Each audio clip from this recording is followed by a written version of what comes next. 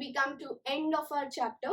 This is our last question, and it says, why are the offspring of oviparous animals at a greater risk as compared to the offsprings of viviparous animals? It is over here trying to say that why are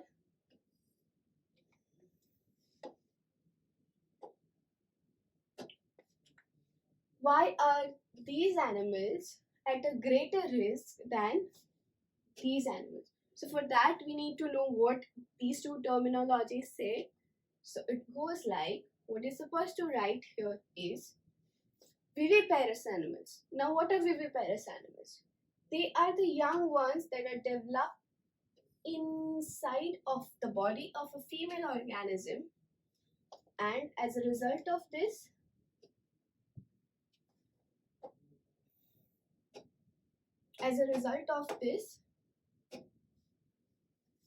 young ones get better protection and nourishment from a proper development.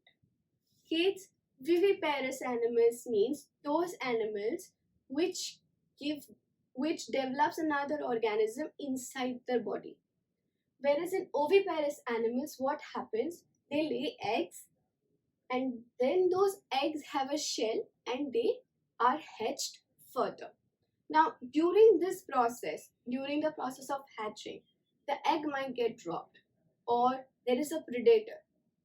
The parent animal won't be able to do anything because the predator is always stronger.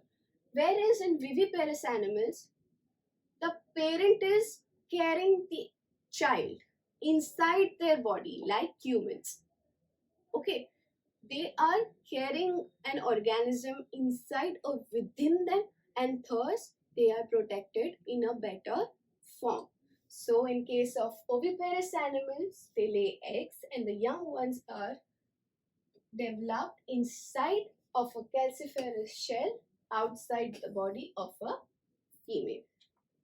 And lastly, so the young ones are not effectively protected and nourished and are vulnerable to predators.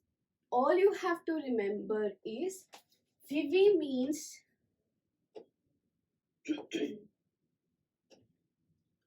vivi means inside, I inside, and ov means outside. Okay, kids? So with this, we come to an end of the discussion, and that's it for the day.